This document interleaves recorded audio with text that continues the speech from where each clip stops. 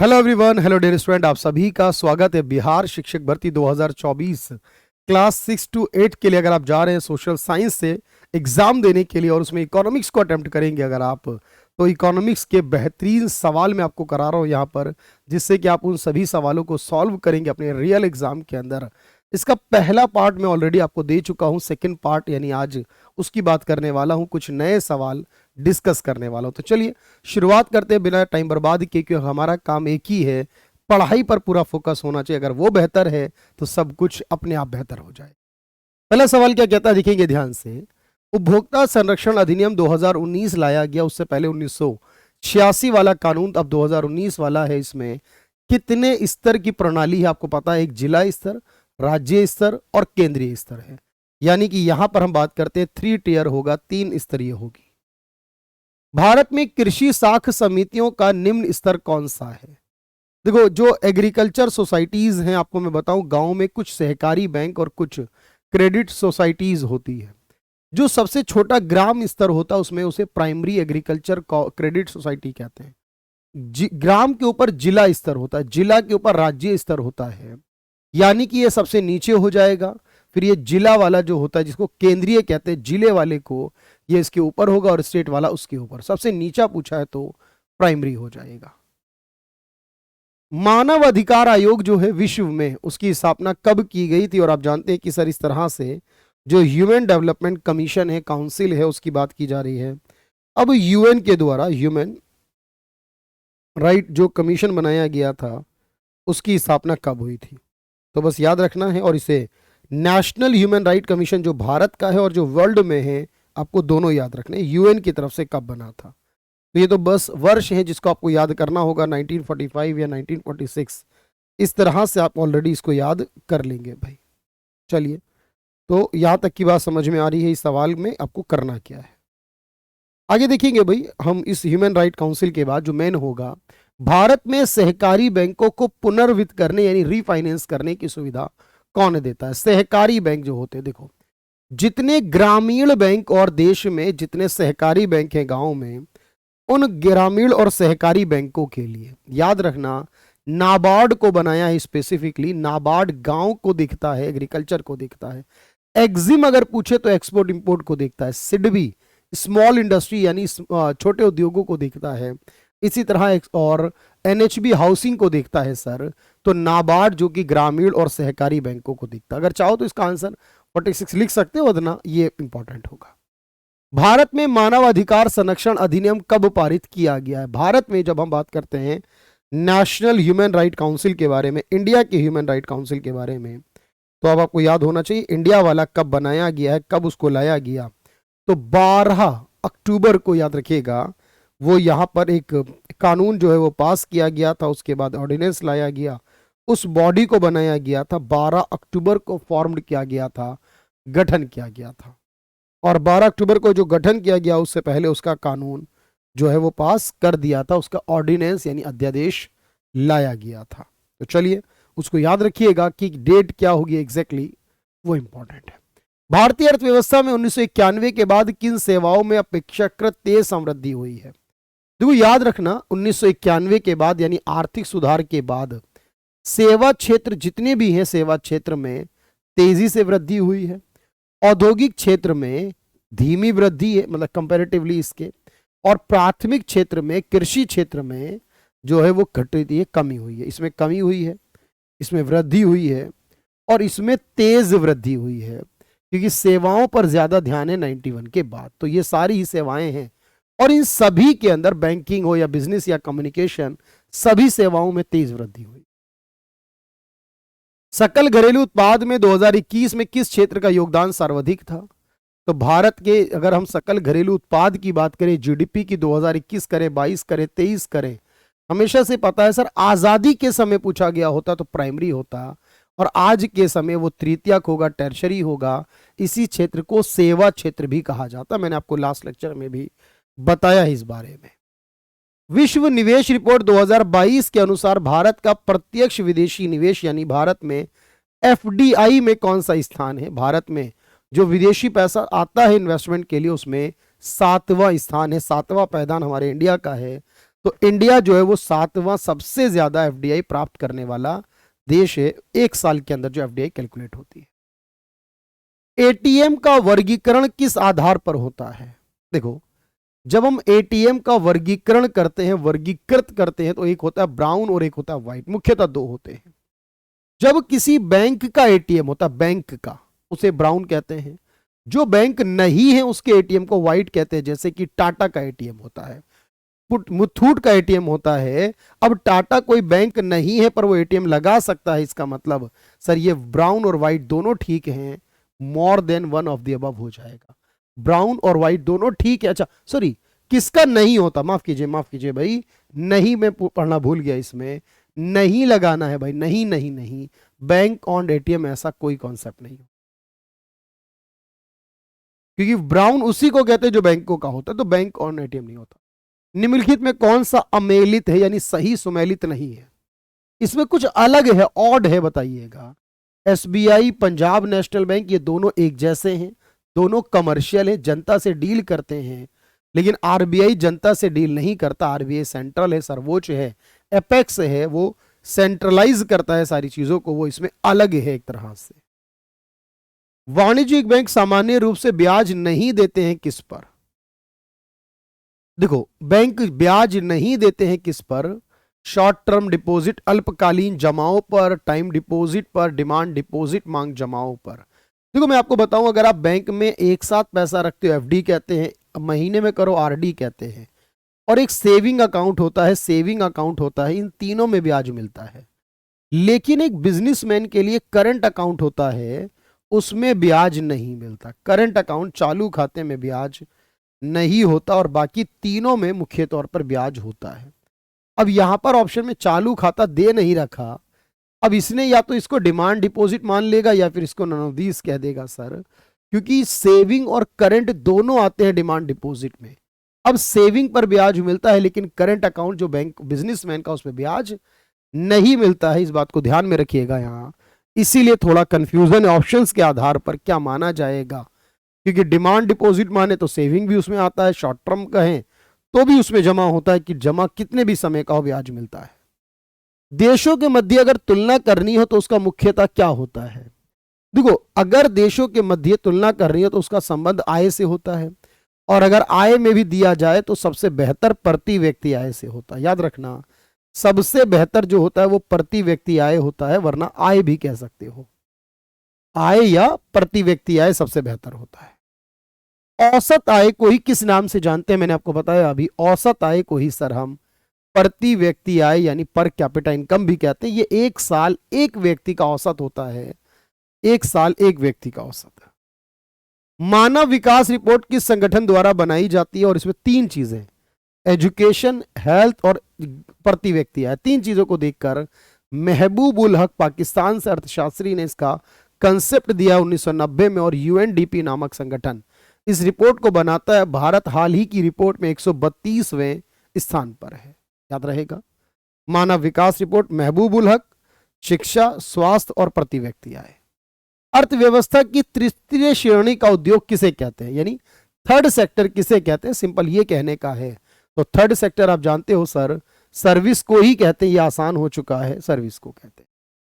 भारत में 2005 के मनरेगा कानून के तहत एक व्यक्ति को कितने वर्षों के रोजगार की गारंटी दी जाती है?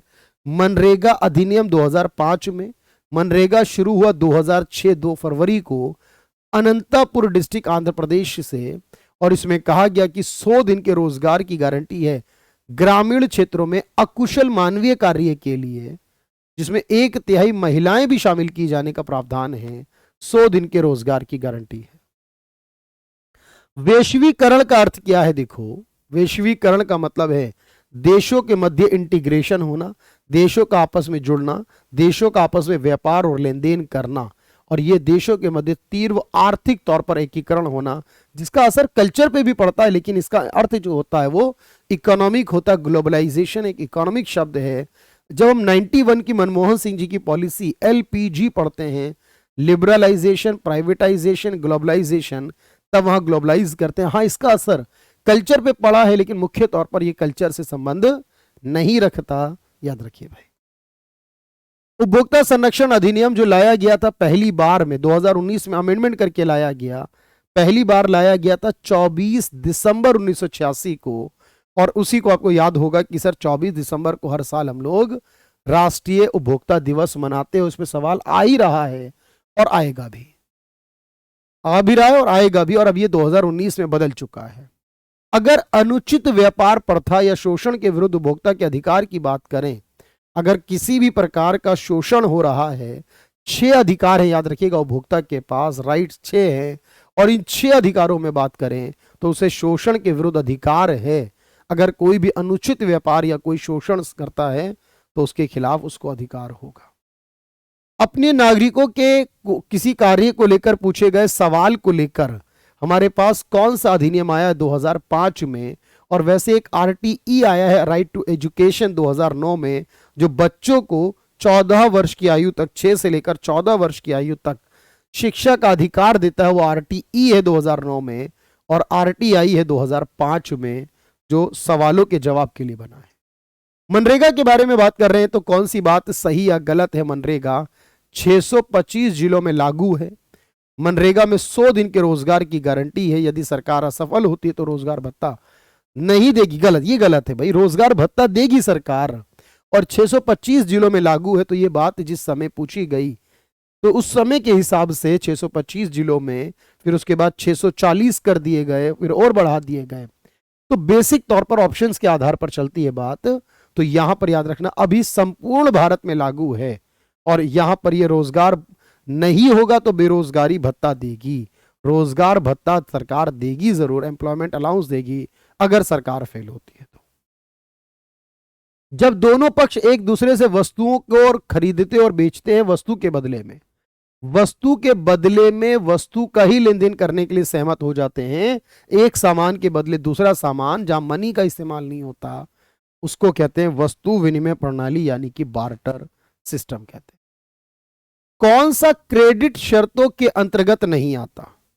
कौन सा क्रेडिट की शर्त जो है, उधार की शर्त है, उसमें नहीं आता? देखो, अगर आप किसी से उधार लेने जाओगे तो 2-3 शर्तें होंगी भाई। ब्याज की शर्त होगी, गारंटी क्या रखोगे वो शर्त, रीपेमेंट कैसे करोगे वो शर्त होगी। ये मुख्यतः शर्त होंगी। आपको जमा भी करना पड़ेगा, तो फिर लोन क्यों लेंगे? जमा करना लोन लेने की शर्त नहीं है। आरबीआई के बारे में क्या गलत है? आरबीआई आप जानते हैं 1935 में बना है, 1949 में सरकारी बना है, राष्ट्रीयकृत हुआ है। सर ऑसबॉर्न इससे पहले गवर्नर थे। सर सीडी देशमुख पहले भारतीय गवर्नर बने थे। इसका काम है, ये इनफॉर्मल सेक्टर को सुपरवाइज नहीं करता, ठीक है। ग्राहकों से जमा स्वीकार करना है, ये गलत है सर। ग्राहकों से जमा स्वीकार नहीं करता। RBI issue currency notes on behalf of government, currency note जारी करता है, सही है। और अनौपचारिक क्षेत्र की निगरानी नहीं करता, ये भी सही है, क्योंकि फॉर्मल सेक्टर की निगरानी करता है। फॉर्मल सेक्टर मतलब बैंक, एनबीएफसी, फाइनेंशियल इंस्टीट्यूट वगैरह की निगरानी करेगा। अब कोई किसी दोस्त से मान लीजिए उधार ले रहा है, उसकी निगरानी ये नहीं कर सकता। इनफॉर्मल की ये नहीं कर सकता, फॉर्मल की ये कर सकता है, याद रखना। भारत में विश्व स्तरीय सुविधाओं के विदेशी कंपनियों को भारत लाने के लिए किस क्षेत्र को लाया गया था? तो याद रखना, भारत में विदेशी कंपनियां आ जाएं, इसके लिए सरकार ने 1965 में, 1935 में एक कॉन्सेप्ट डेवलप किया था, जिसको स्पेशल इकोनॉमिक जोन कहते हैं। गुजरात के कांडला में बना था सबसे पहला। इसमें कुछ बेनिफिट दिए जाते हैं ताकि लोग आकर यहाँ कारोबार करें, जैसे कि 15 साल तक टैक्स बेनिफिट है, लाइसेंस नहीं होगा इंपोर्ट का, एफडीआई परमिटेड होगा इसमें। बिहार में एक भी एसईजेड नहीं है, याद रखना। सभी राज्यों में 265 भारत में, गुजरात में पहला, तमिलनाडु में सबसे ज्यादा है। 2005 में इसका कानून भी पास किया गया, लेकिन बिहार में एक भी नहीं है। जीडीपी एक विशेष वर्ग के दौरान उत्पादित कुल मूल्यों का क्या है सर? देखो, एक वर्ष में एक देश में जितना भी उत्पादन होता है फाइनल गुड्स और सर्विस का, उनको हम जीडीपी कहते हैं। और जो देश के नागरिकों की आय होती है दुनिया भर में एक देश के, उसको कहते हैं राष्ट्रीय आय। जीडीपी कहते हैं फाइनल का ही लेना होता है, क्योंकि जो फाइनल अभी रेडी नहीं हुआ उसको नहीं लेते, जो मिड में है, बीच में, प्रोसेसिंग में, उसको नहीं लेते। काली क्रांति का संबंध किससे है? ब्लैक रेवोल्यूशन किससे आता है? देखो ब्लैक रेवोल्यूशन जो लाया गया है इसको कृष्ण क्रांति या काली क्रांति कहते हैं सर। ये एक्चुअली पेट्रोलियम से रिलेट करती है। पेट्रोलियम प्रोडक्ट जो हमारा कच्चा तेल होता है बेसिकली, उस तेल से रिलेट करती है। जो हमारा कच्चा तेल होता है उससे रिलेट करती है बेसिकली, क्योंकि जो कच्चा तेल होता है वो काले कलर का होता है। चलिए, तो मेरी बात याद रहेगी लगभग आपको यहां तक, तो ये इंपॉर्टेंट हो जाएगा कि ब्लैक रेवोल्यूशन जो है वो हमारा पेट्रोलियम प्रोडक्ट यानी क्रूड ऑयल के लिए है।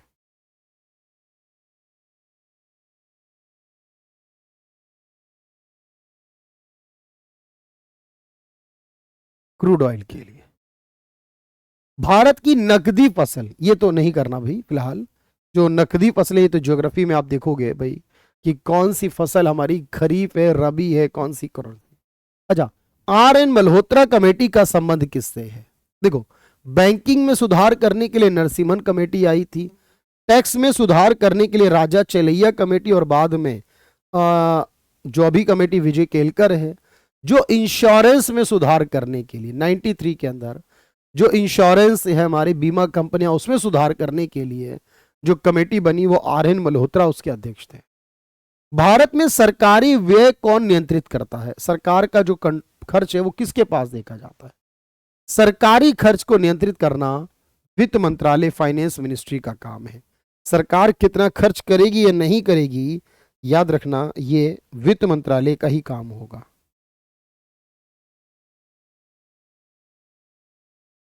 चलिए, भारत अधिकतम विदेशी मुद्रा किसके निर्यात से प्राप्त करता है, कमाता है? भारत किस चीज को एक्सपोर्ट करता है और उससे वहां से सबसे ज्यादा जो है वो मुद्रा कमाता है? इंडिया का हाईएस्ट एक्सपोर्ट जो होता है वो किस में होता है? चलिए भाई, देखो जो भारत है और हमारा भारत जो सबसे ज्यादा मुद्रा कमा रहा है, जो पैसा कमा रहा है बेसिकली, वो कई सारी चीजों को करता है। क्योंकि एक चीज नहीं कह सकते हम कि भाई भारत जो है वो कई सारी चीजों को एक्सपोर्ट करता है, डायमंड वगैरह को करता है, ज्वेलरी करता है, राइस करता है, उसमें आयरन भी करता है, लोहा भी करता है। तो इंडिया जो है वो बहुत ज्यादा एक्सपोर्ट करता है लोहे वगैरह को, आयरन को करता है भाई। कौन सा एक राष्ट्रीय खाद्य सुरक्षा मिशन, देखो राष्ट्रीय खाद्य सुरक्षा mission, national food security act भी लाया गया था 2013 में, जिसके तहत गरीबों को 5 किलो पर यूनिट पर महीने का अनाज दिया जाता है। 2 रुपए किलो गेहूं, 3 रुपए किलो चावल और 1 रुपए किलो मोटा अनाज होता है, लेकिन उसमें ऑयल सीड यानी तिलहन नहीं होता। गेहूं, चावल और मोटा अनाज की व्यवस्था तो है। 3 रुपए, 2 रुपए और 1 रुपए किलो एक परिवार का, एक व्यक्ति का यानी 5 किलो महीने का, और अगर अंत्योदय परिवार है तो महीने का 35 किलो मिलता है। भारत में रेल बजट को आम बजट से किस वर्ष में मिला दिया गया था? 2017 में पहली बार ये मिलाकर लाया गया। 2016 में इस बजट को अलग अलग करके लाया गया आखिरी बार। 1924 से लेकर 2016 तक अलग अलग है, उससे पहले सिंगल होता था और उसके बाद 2017 से भी सिंगल है।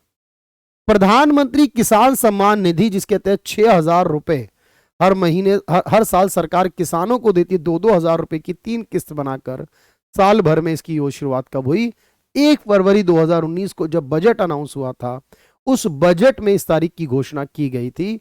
और उसके बाद ये 1 दिसंबर 2018 से यानी प्रीवियस डेट से उसको लागू किया गया था, और इसका उद्घाटन जो है वो 24 फरवरी को किया गया था 2019 में, और वो किया गया था उत्तर प्रदेश के गोरखपुर से किया गया था। गुलाबी क्रांति का संबंध किससे? देखो गुलाबी क्रांति जो आई थी वो, देखो एग के लिए सिल्वर था, अंडे के लिए सिल्वर रेवोल्यूशन आया था, और फर्टिलाइजर के लिए ग्रे रेवोल्यूशन आया था। प्याज के लिए, प्याज दवाइयां जो होती हैं उसके लिए, और साथ में प्रॉन झींगा मछली होती है उसके लिए पिंक रेवोल्यूशन। दुर्गेश पटेल नाम से व्यक्ति हैं, वो इसके फाउंडर कहलाते हैं।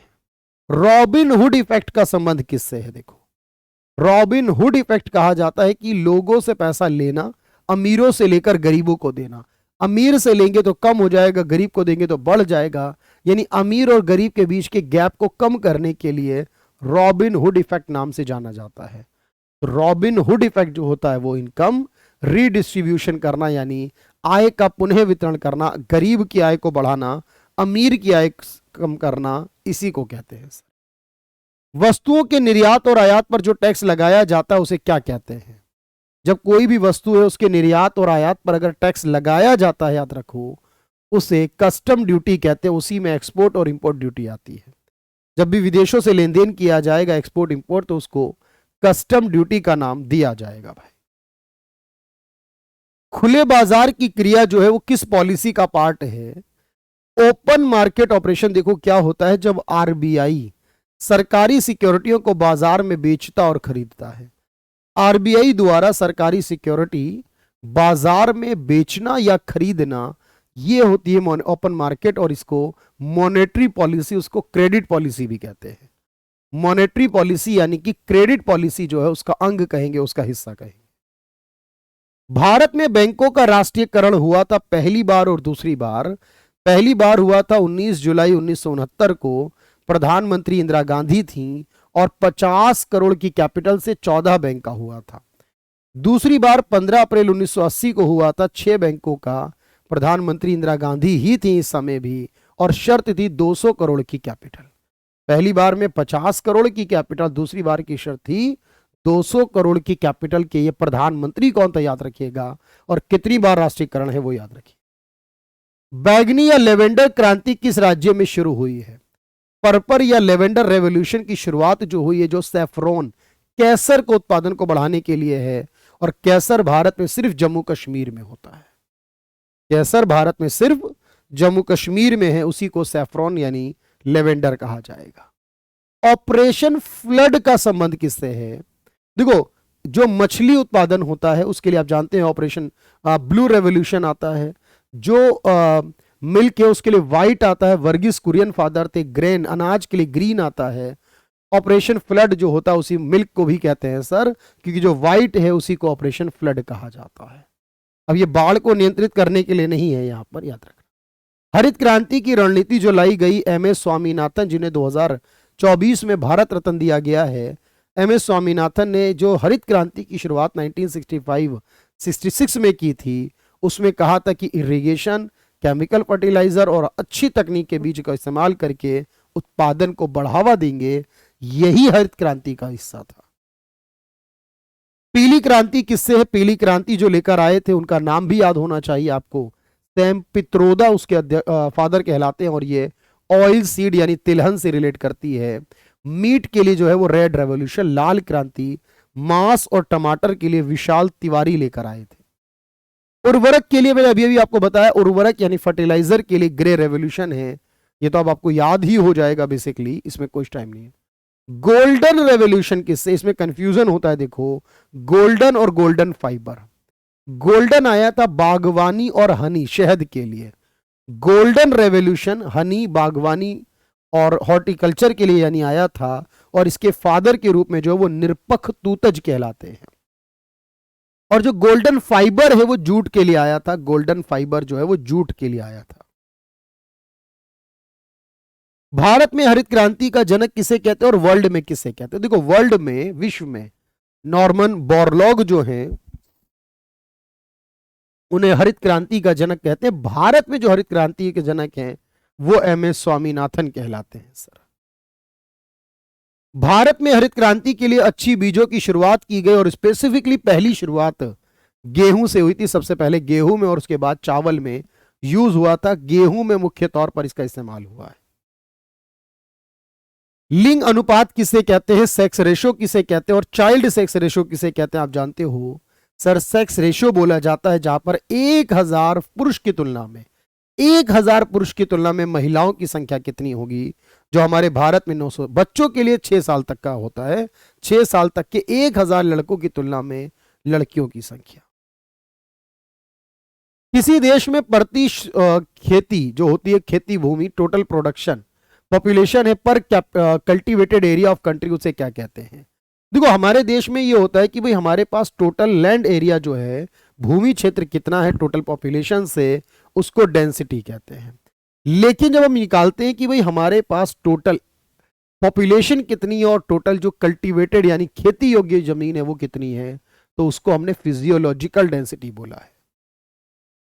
साक्षरता दर किससे निकाली जाती है? देखो, साक्षरता दर का मतलब है एक भाषा का लिखना और पढ़ना। लेकिन याद रखो, 7 वर्ष या उससे ऊपर की आबादी में ही हो सकती है साक्षरता दर। 7 वर्ष से कम में कभी साक्षरता दर नहीं हो सकती। 7 वर्ष या उससे अधिक जनसंख्या में, उससे अधिक आयु वर्ग के लोगों का साक्षर होना उसी जनसंख्या के अनुपात में,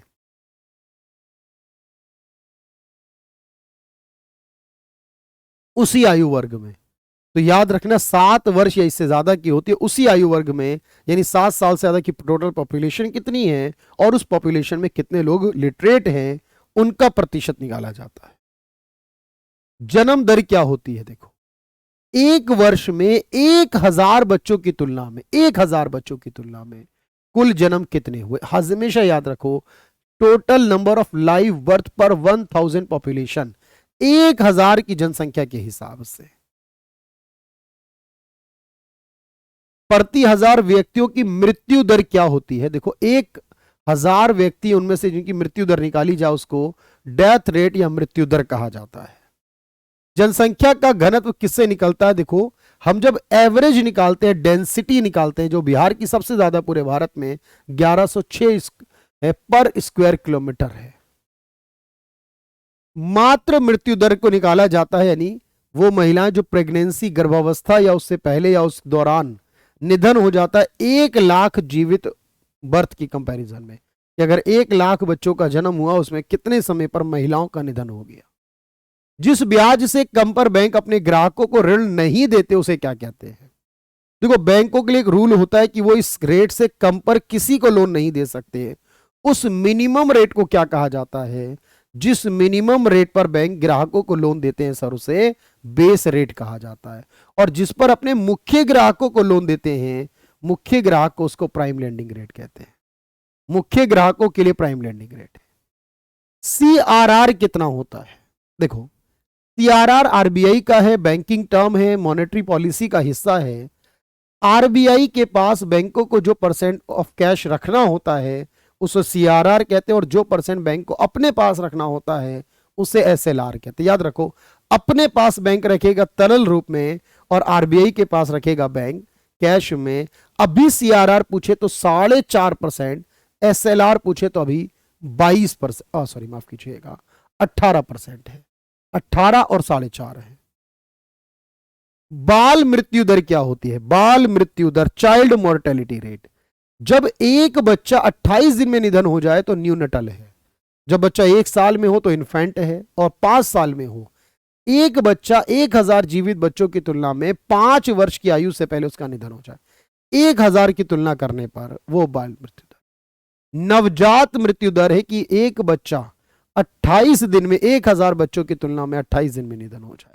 इतना आसान है देखो यहां पर पढ़ना, सवाल करना, क्योंकि जो मैं बोल रहा हूं वो ज्यादा मैटर करता है कि सर हम इसको रोक कर, पोज करके, देखो टाइम की कमी है, क्विक और फास्ट करना जरूरी है।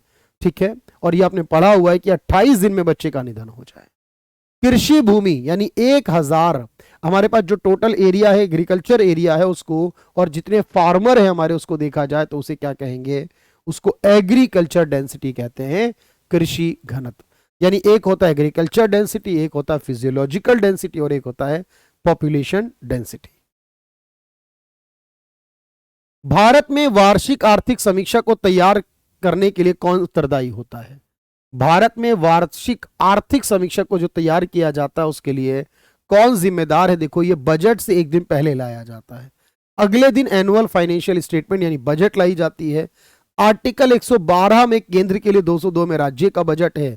बजट फरवरी के पहले वर्किंग डे को वित्त मंत्री लेकर आते हैं, प्रेजेंट करते हो, उससे एक दिन पहले सर्वे की रिपोर्ट आती है। इसको डिपार्टमेंट ऑफ इकोनॉमिक अफेयर, जो मिनिस्ट्री ऑफ फाइनेंस में है, उसके द्वारा बनाया जाता है। अनुच्छेद कौन सा होगा बजट में संविधान को लेकर, बताइए मुझे।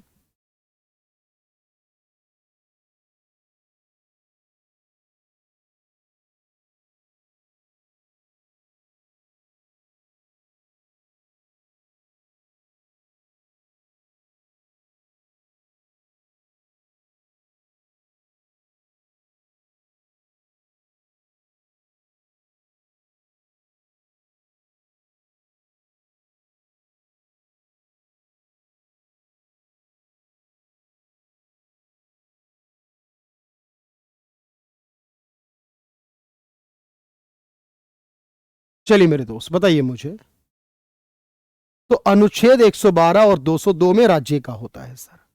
भारत में पहला बजट कौन लाया था, इस बात को ध्यान से देखना। भारत में जो पहला बजट था वो लेकर आए थे जेम्स विल्सन, सबसे पहला बजट। याद रखना, आजादी के बाद पहला बजट लेकर आए थे आर के शनमुखम चेट्टी।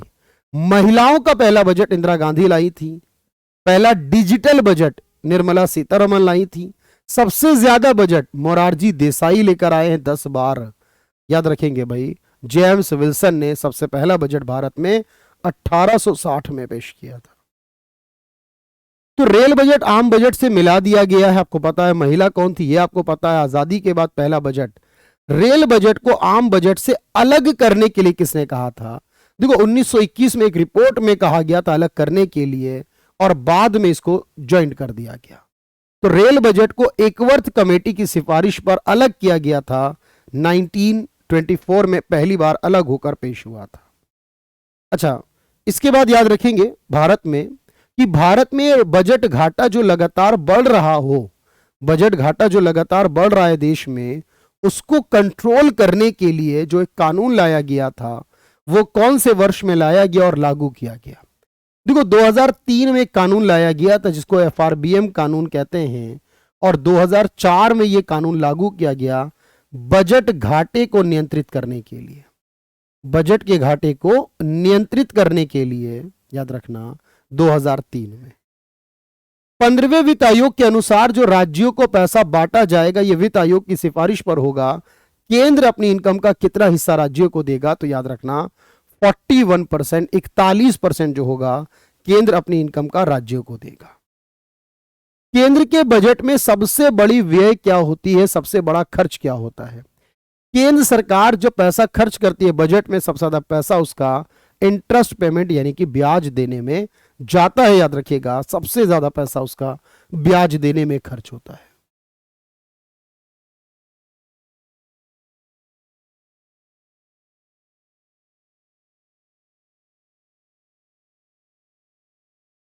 चलिए भाई, हम जो बात कर रहे थे एक्चुअली, हाँ, तो बताइए मुझे, अगले सवाल पर बताइए ना जल्दी से आंसर क्या होगा कि भारत में नई जीडीपी श्रृंखला जो होगी, नई जो जीडीपी आई है, जब हम जीडीपी या राष्ट्रीय आय या प्रति व्यक्ति आय की गणना करते हैं सर, तो अब 2004-5 वर्ष नहीं चलता। अब क्या चलता है? अब चलता है 2011-12। तो 2004-5 की जगह जो जीडीपी की गणना करने का वर्ष है हमारा 2011-12 है सर। अच्छा, अगला सवाल देखते हैं क्या है हमारा। 1949 में जब राष्ट्रीय आय समिति बनी थी, राष्ट्रीय आय की गणना अभी कौन करता? एनएसओ या सीएसओ करता है। अगर पूछे कि सबसे पहले गणना किसने की, दादा भाई नौरोजी ने की। विश्व में सबसे पहले किसने की? सर विलियम पेटी ने की थी। साइंटिफिक तरीके से वी के आर वी राव ने की थी। अभी एनएसओ या सीएसओ करता है।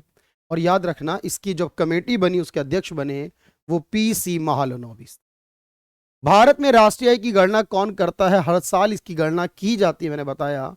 इसको एनएसओ या सीएसओ आप कहोगे कि गणना ये करता है। ये ministry of statistical and programme implementation का हिस्सा है। पहले इसका नाम सीएसओ था, मैंने कहा अब इसका नाम बदलकर एनएसओ करती। एक देश की प्रति व्यक्ति आय कैसे निकाली जाती है? याद रखो, जब हम एक व्यक्ति की प्रति व्यक्ति आय निकालते हैं देश की, हम उस देश के लोगों की औसत आय को देखते हैं, वहां के लोगों की एवरेज इनकम को देखते हैं। और ये एवरेज इनकम देखते हैं देश की टोटल इनकम को देश की टोटल पॉपुलेशन से भाग करने पर जो आता है उसको हमने एवरेज इनकम कहा है भाई। चलिए, तो लगभग मेरी बात समझ पा रहे हैं आप लोग, और किस नाम से जानते हैं, किस चीज को याद रखिएगा। अगला है कि भारत सरकार द्वारा जो आर्थिक सहायता दी जाती है, इसका क्या अर्थ होता है? देखो, जब हम किसी भी गरीब को कोई भी हेल्प करते हैं, जनरली गरीब लोगों को, ताकि जरूरी चीजें कम दाम पर उपलब्ध हो सके, इसको फाइनेंशियल असिस्टेंस या सब्सिडी देना कहते हैं। गरीबों को सस्ती चीजें अवेलेबल कराना, जैसे यूरिया का कट्टा किसानों को सस्ता दिया जाता है, गैस का सिलेंडर बीपीएल फैमिली को सस्ता दिया जाता है, अनाज सस्ता दिया जाता है, यही फाइनेंशियल असिस्टेंस। राष्ट्रीय आय की गणना करने में हम किस विधि का प्रयोग नहीं करते? याद रखो, जब हम राष्ट्रीय आय की गणना करते हैं और उस गणना करते समय हमें याद रखना है सर, हम उसमें प्रोडक्ट इनकम और एक्सपेंडिचर मेथड यूज करते हैं, लेकिन एक्सपोर्ट इंपोर्ट नाम से, इन्वेस्टमेंट के नाम से, या फिर सेविंग के नाम से, मैट्रिक्स के नाम से कोई मेथड नहीं होता। दिए गए विकल्पों में राष्ट्रीय आय में क्या शामिल किया जाता है? देखो, जब कोई भी ऐसी इनकम जो बिना किसी फैक्टर के बदले कमाई गई होगी वो राष्ट्रीय आय में शामिल नहीं की जाती है। यानी कि जैसे कि गिफ्ट में, ग्रांट में, लॉटरी में, कोई भी पॉकेट मनी में, सब्सिडी, स्कॉलरशिप, पेंशन में दिया जाएगा तो वो राष्ट्रीय आय में इंक्लूड नहीं होता। जो राष्ट्रीय आय में इंक्लूड होगा वो नए घर का कंस्ट्रक्शन होगा। राष्ट्रीय आय का अनुमान लगाते समय किस चीज को शामिल नहीं किया जाएगा बताइए मुझे। तो देखो, जब कोई मेड काम करती है तो जुड़ेगा, कोई डॉक्टर, कोई टीचर है, लेकिन कोई हाउस वाइफ जो अपने परिवार के लिए काम करती है तो आप जानते हैं सर उसको इंक्लूड नहीं किया जाएगा, क्योंकि अपने परिवार के लिए काम करना जो होगा वो उसका पार्ट नहीं होगा। ग्रीन नेशनल इनकम किसे कहा जाता है? ग्रीन राष्ट्रीय आय किसे कहा जाता है? देखो, ग्रीन का मतलब एनवायरमेंट से होता है, और आप जानते हैं जब हम किसी भी अकाउंट में जो एनवायरमेंट को हमारा नुकसान पहुंचा, एनवायरमेंट डैमेज हुआ, हमारे संसाधनों पर ऋणात्मक प्रभाव पड़ा है हमारे राष्ट्रीय आय के अंदर, सर उसी के लिए हम क्या इस्तेमाल करते हैं? ग्रीन शब्द का इस्तेमाल करते हैं, ग्रीन इनकम की बात करते हैं। भारत में अगर राष्ट्रीय आर्थिक स्थिति की तुलना करनी हो दो देशों के बीच में, तो मैंने आपको बताया है दो देशों के बीच में जो तुलना की जाती है सर, उस तुलना को करने के लिए बेसिकली क्या होता है सर, याद रखो, उस तुलना के लिए हमारी प्रति व्यक्ति आय बेस्ट होती है। मैंने कहा एवरेज इनकम भी होती है, लेकिन सबसे बेस्ट होती है एवरेज यानी पर कैपिटा इनकम। बेरोजगारी जो पूंजी की कमी के कारण आती है वो कौन सी है? देखो, अगर किसी भी पूंजी की कमी के कारण कोई बेरोजगारी जनरेट होती है, टेक्नोलॉजी में परिवर्तन होने की वजह से बेरोजगारी होती है, यानी कि जहां पर आपका डिमांड पैटर्न बदलने की वजह से बेरोजगारी हो, पूंजी की कमी से, उसको हमने स्ट्रक्चरल कहा है, संरचनात्मक कहा है। यह संरचनात्मक बेरोजगारी का एक प्रकार बनता है, याद रहेगा। निर्धनता का दुष्चक्र का कॉन्सेप्ट किसने दिया है? यानी कि निर्धनता एक ऐसा चक्र है जिसके जाल में अगर कोई फंस जाए तो उसी के जाल में फंसा रह जाता है। इसे निर्धनता का दुष्चक्र कहते हैं, और इसको रैगनर नक्स के द्वारा कॉन्सेप्ट दिया गया। गिनी गुणांक क्या मापता है? देखो यहां पर गिनी गुणांक क्या मापता है, मैंने आपको बताया हुआ है। लॉरेंस कर्व ग्राफिकल तरीके से और गिनी गुणांक नंबर तरीके से आय की असमानता यानी इनकम इनइक्वालिटी को मापता है, आय असमानता को मापता। जिस दर पर बैंक अपने प्रमुख ग्राहकों को लोन देने के लिए तैयार रहता है, जहां जोखिम कम हो, जहां जोखिम कम हो, ऐसे लोगों को लोन देने के लिए जिस रेट पर तैयार रहता है बैंक, मैंने कहा उसी को प्राइम लेंडिंग रेट कहते हैं, और जो मिनिमम रेट होता है सर उसको बेस रेट कहते हैं। ठीक है, प्राइम लेंडिंग रेट। भारत में बैंकों को प्राथमिक क्षेत्र में ऋण दिया जाता है, इसका क्या अर्थ है? देखो, प्राथमिक का मतलब यह है कि बैंकों को अपने टोटल लोन का 40% लोन एक स्पेसिफिक कैटेगरी में देना होता है। टोटल लोन का 40% लोन एक स्पेसिफिक कैटेगरी वालों को देना होता है, और हम उस स्पेसिफिक कैटेगरी में एग्रीकल्चर को, वीकर, माइक्रो और स्मॉल एंटरप्राइजेस को, एजुकेशन, हाउसिंग को, स्टार्टअप को, गरीबों को शामिल करते हैं, SC ST माइनॉरिटी को शामिल करते हैं, और इसको प्रायोरिटी सेक्टर लैंडिंग में 40% देते हैं। रिवर्स रेपो दर क्या होती है? देखो, रिवर्स रेपो रेट कहते हैं सर जिस रेट पर जो आरबीआई है वो बैंकों को लोन देता है उसको रेपो रेट कहते हैं, और जिस पर बैंक आरबीआई को देते हैं वापस से, जिस रेट पर केंद्रीय बैंक आरबीआई यानी बाकी बैंकों से लोन लेता है उसको रिवर्स रेपो रेट कहते हैं। भारत में बैंकिंग सुधार के लिए कौन सी कमेटी की स्थापना की गई थी? याद रखना, भारत में बैंकों के सुधार के लिए मैंने कहा नरसिम्हन कमेटी बनाई गई थी 1991 के अंदर, और 1998 में भी उसने रिपोर्ट जमा की है अपनी।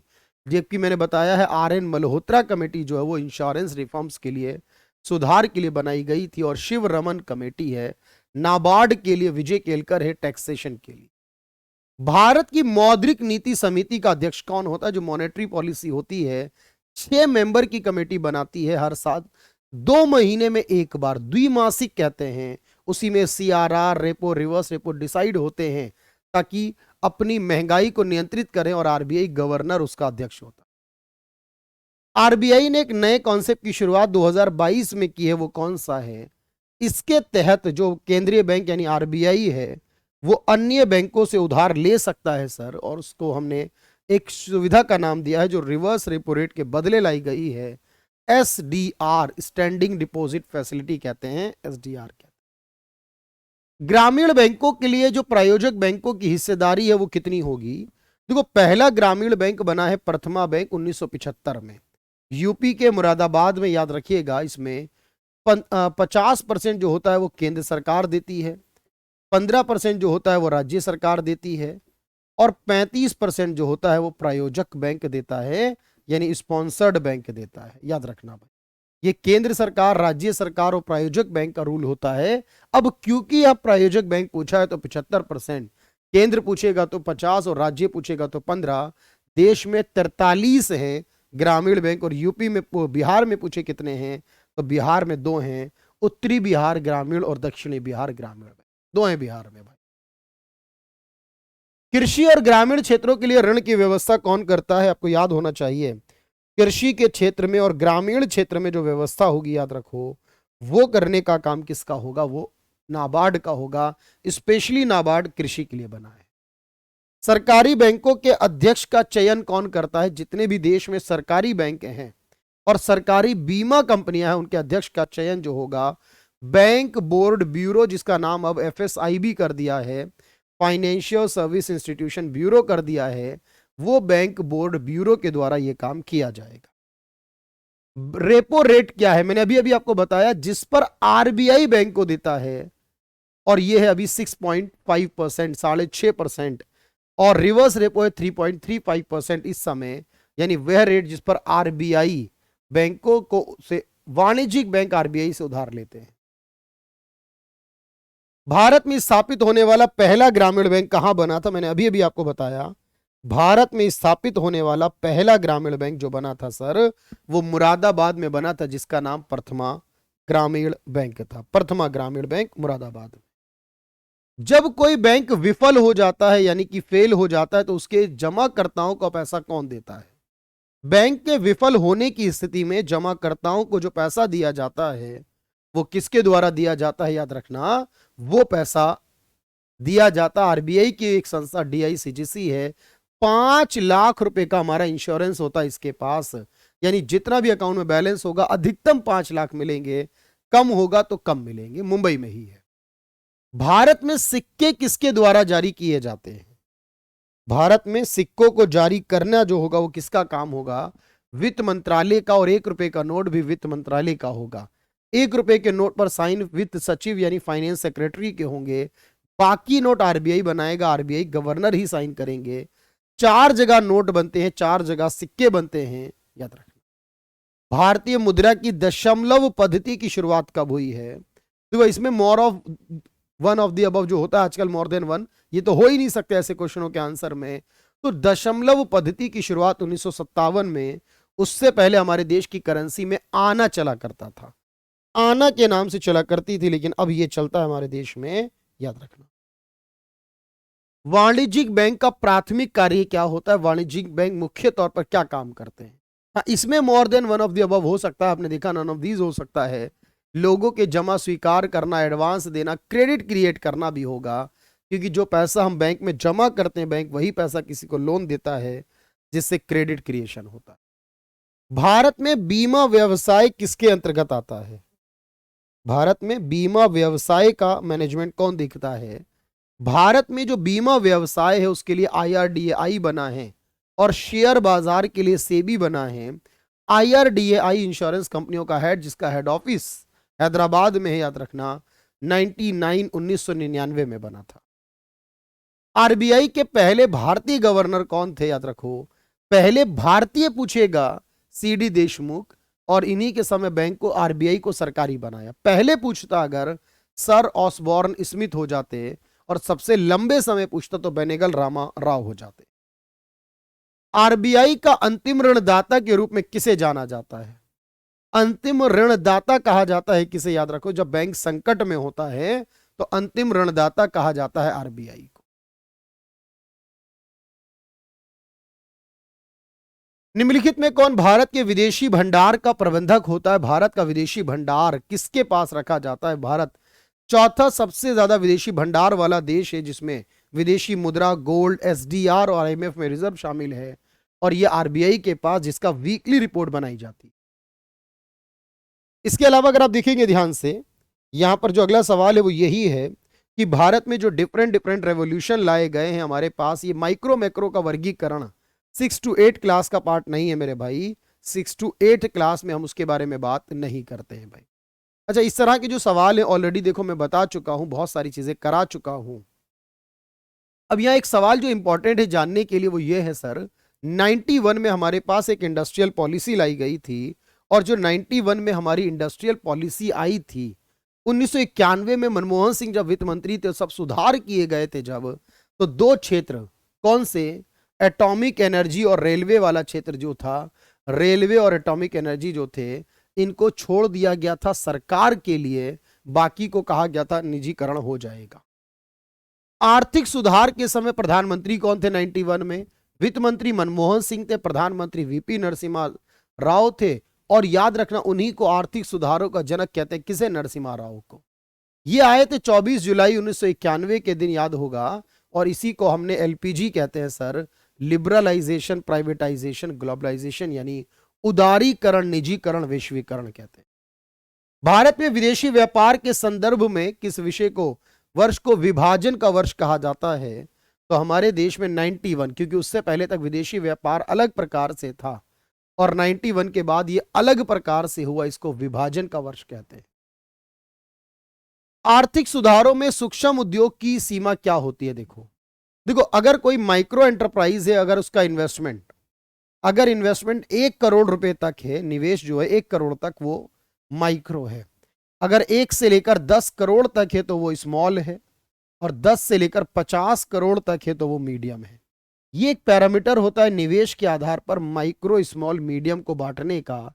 सवाल में माइक्रो पूछा है तो 1 करोड़ तक, याद रखना निवेश की सीमा। भारत में पहली औद्योगिक नीति किस वर्ष लाई गई थी? देखो 1948, 1956, 77, 88, 91 में आई, 5 मुख्य तौर पे। 48 में जो आई थी वो सबसे पहली आई थी, श्यामा प्रसाद मुखर्जी लेकर आए थे उस समय। न्यूनतम समर्थन मूल्य की सिफारिश की जाती है किसके द्वारा? न्यूनतम समर्थन मूल्य की बात की जाती है जो, देखो हमारे देश में फसलों का एमएसपी होता है, 23 फसलों का होता है। A2+FL फॉर्मूला के आधार पर 50% मार्जिन जोड़कर बनता है CACP। एक संगठन है, सही आयोग है, commission for agriculture cost and price, साल में 2 बार 23 फसलों का गन्ना मिलाकर एमएसपी निर्धारित होता है, न्यूनतम कीमत। सार्वजनिक क्षेत्र की कंपनियों में हिस्से को बेचने को क्या कहते हैं? सरकारी कंपनी में जब हिस्से को बेचा जाए उसको विनिवेश करना कहते हैं, डिसइन्वेस्टमेंट करना कहते हैं, इससे प्राइवेट को बढ़ावा मिलता है। 1991 की पॉलिसी कैसी थी? याद रखो, वो प्राइवेटाइजेशन को बढ़ाने वाली थी। सरकारी का विरोध नहीं करती थी, लेकिन वो कहती थी प्राइवेट अच्छा है, प्राइवेट को बढ़ावा देने वाली प्रो प्राइवेट पॉलिसी थी। प्रो प्राइवेट यानी प्राइवेट को बढ़ावा देने वाली। आर्थिक सुधार जो 91 में किए गए थे, याद रखो, उन आर्थिक सुधारों में क्या कहा गया था सर उसे? उन आर्थिक सुधारों को एलपीजी कहते हैं, लिबरलाइजेशन, प्राइवेटाइजेशन और ग्लोबलाइजेशन। 91 के बाद भारत में, अच्छा, भारत की घरेलू अर्थव्यवस्था को बाकी अर्थव्यवस्थाओं से जोड़ने की प्रक्रिया को क्या कहते हैं? देश की अर्थव्यवस्था को अन्य देशों की अर्थव्यवस्था से जोड़ना, इसी को हमने ग्लोबलाइजेशन कहा है, इसी को हमने ग्लोबलाइजेशन कहा है भाई। 1990-91 की नई औद्योगिक नीति में क्या सम्मिलित नहीं है? जो 91 में कहा लाइसेंस सिस्टम खत्म कर दो, प्राइवेट कर दो और वैश्वीकृत इन्वेस्टमेंट करो। प्रोटेक्शन नहीं है सर, यहां प्रोटेक्शन करने को नहीं बोला, लाइसेंस समाप्त करना, प्राइवेट करना, ग्लोबलाइज करना, यानी विदेशी निवेश करना होगा, व्यापार करना होगा। भारत की किस औद्योगिक नीति में छोटे उद्योगों पर अधिक जोर दिया गया था? छोटे उद्योगों पर अधिक फोकस किया गया था, छोटे उद्योगों पर अधिक फोकस किया गया था 77 यानी 1977 की पॉलिसी में। 77। सार्वजनिक वस्तु किसे कहा जाता है? पब्लिक गुड्स किसे कहा जाता है? देखो, जब कोई भी गुड्स ऐसी हो जनरली तौर पर जो किसी एक के लिए नहीं होगी बल्कि सब के लिए होगी, जो किसी एक के लिए नहीं होगी बल्कि सबके लिए होगी, जिसका लाभ अविभाज्य रूप से सभी को होगा, सिर्फ गरीब या अमीर के लिए नहीं होगा, उसी को पब्लिक गुड्स कहते हैं। भारत का विदेशी व्यापार की नई नीति कब लाई गई है? भारत की जो नई विदेशी व्यापार नीति है, नई वाली विदेशी व्यापार नीति है, वो 2023 से 2028 तक पीयूष गोयल जो मिनिस्ट्री ऑफ कॉमर्स और इंडस्ट्री में है वो लेकर आए। भारत में किस चीज के लिए लाइसेंस लेना आवश्यक नहीं है? किस चीज के लिए लाइसेंस लेना आवश्यक नहीं है? क्लॉथ, कपड़ों का कारोबार करना चाहते हो, बिना लाइसेंस के होगा। इलेक्ट्रॉनिक, एरोस्पेस बनाना, सिगरेट, तंबाकू, केमिकल बनाना, इसका लाइसेंस होगा। नई औद्योगिक नीति में किस पर लागू नहीं होती? बात याद रखना, नई औद्योगिक नीति जो 1991 में लाई गई थी, याद रखना, यह बाह्य दबावों से मुक्ति दिलाते, ये बात गलत है, क्योंकि इसमें आप ग्लोबलाइज हो जाएंगे। ग्लोबलाइज होंगे तो दूसरे देशों से लेन देन बढ़ेगा, और ऑब्वियस है जब लेन देन बढ़ेगा तब आप कहेंगे कि सर वहां पर हमें प्रेशर भी पड़ेगा विदेशों का, याद रखो। अच्छा, मुद्रा योजना के तहत शिशु कैटेगरी में लोन दिया जाता है कितना?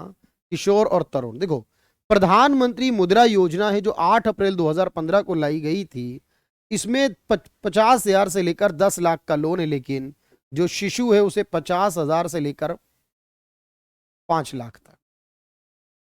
किशोर वाली में 5 से लेकर 10, सॉरी, शिशु में 50,000 तक, किशोर में 50,000 से लेकर 5 लाख तक, और तरुण में 5 लाख से लेकर 10 लाख तक का जो लोन है इसका प्रावधान है, याद रखना। शिशु, किशोर, तरुण 3 कैटेगरी है, लेकिन इसमें कोई अरुण नाम की कैटेगरी नहीं है, याद रखना। और इसमें यह पूछा है कि किस कैटेगरी में 5 से 10 लाख होगा, तो तरुण कैटेगरी में होगा। हृदय योजना लाई गई थी सरकार द्वारा किस लिए? सरकार की हृदय योजना लाई गई थी यहां पर हेरिटेज सिटीज हैं उनका डेवलपमेंट करने की, 2015। उड़ान योजना लाई गई थी विमान क्षेत्र में नए एयरपोर्ट बनाना, नई हवाई यात्राएं शुरू करना। कम कीमत पर एलईडी बल्ब देने के लिए उजाला योजना लाई गई थी, ताकि सस्ते एलईडी बल्ब मिले। 100 वाट का बल्ब जलाना बंद कर दो, पीली रोशनी वाला, अब सीधा व्हाइट बल्ब जलाओगे। उज्ज्वला योजना आई थी 1 मई 2016 बलिया उत्तर प्रदेश से, गरीबों को सस्ता गैस सिलेंडर प्रोवाइड करने के लिए। मिशन इंद्रधनुष लाया गया था किस लिए? मिशन इंद्रधनुष बच्चों को बीमारियों के खिलाफ टीकाकरण करने के लिए लाया गया। आयुष्मान भारत योजना का केंद्र बनाया गया था कहां पर? बीजापुर, छत्तीसगढ़, रांची, झारखंड, उदयपुर में, याद रखना कहां पर होगा। अंत्योदय अन्न योजना जो गरीबों को 35 किलो प्रति परिवार का अनाज मिलता है, सन 2000 में लाई गई योजना है अंत्योदय अन्न योजना। जनधन योजना की शुरुआत कब की गई थी? याद रखो, तो जनधन योजना जो है हमारे देश में, उसकी शुरुआत कब की गई थी? इसकी शुरुआत 28 अगस्त 2014 को बैंक खाते के लिए की गई। संपत्तियों के कार्ड दिए जाते, संपत्ति का अधिकार दिया जाता है एक योजना में, उसे स्वामित्व योजना कहते हैं, संपत्ति के अधिकार वाली स्वामित्व योजना। अटल पेंशन योजना में 18 से लेकर 40 साल तक के लोग जुड़ सकते हैं। 60 साल की रिटायरमेंट एज के बाद पेंशन मिलेगी 1,000 रुपए महीने से लेकर 5,000 रुपए महीने तक। तो न्यूनतम अटल पेंशन में 1,000 और मैक्सिमम 5,000 रुपए हो। सरकार ने स्टार्टअप को बढ़ाने के लिए स्टार्टअप इंडिया योजना कब शुरू की थी? स्टार्टअप को बढ़ाने के लिए स्टार्टअप इंडिया योजना सरकार ने शुरू की थी 2016 में, 1 जनवरी 2016, 16 जनवरी 2016 को।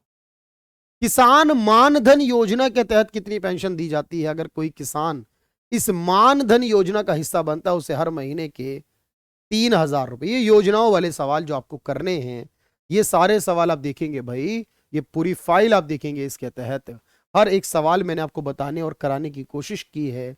जो जो जरूरी है भाई वो मैंने आपको बताया। जीवन ज्योति बीमा योजना में 2 लाख का बीमा होता है, जिसके लिए साल के 436 रुपए जो हैं वो देने होते हैं। साल के अगर आप 436 रुपए देंगे तो 2 लाख का बीमा जो है आपका वो हो जाएगा इसके तहत। इस तरह की योजनाएं, इस तरह के सवाल बहुत सारे पूछेगा एग्जामिनर। पहला पार्ट मैंने कराया, दूसरा पार्ट मैंने कराया क्लास 6 to 8 सोशल साइंस के लिए। बाकी इसके लिए मैं 9th 10th के लिए भी लेकर आऊंगा, और 11th 12th के लिए तो हम लगातार कर ही रहे, चला ही रहे चीज़ों को, वो भी होता रहेगा। तो होपफुली ये सारी बातें आपके पास कवर हो रही होंगी। तो होपफुली इस वीडियो को देखिएगा, उस वीडियो को भी देख लीजिए जो पार्ट 1 कराया मैंने। सारी बातें क्लियर होंगी तो अपने एग्जाम को दे जाइए और कोशिश करिए कि अच्छा एग्जाम देकर आप आए। बिहार करंट अफेयर देख सकते हो, बिहार बजट देख सकते हो, बिहार का जातिगत सर्वेक्षण 2023 देख सकते हो, बिहार जनगणना 2011 देख सकते हो, बिहार की नेशनल करंट और राज्य करंट भी देख सकते हो। सब कुछ इसी चैनल पर आपके लिए अवेलेबल है, उनको भी देख लीजिए। Thank you everyone, thank you so much.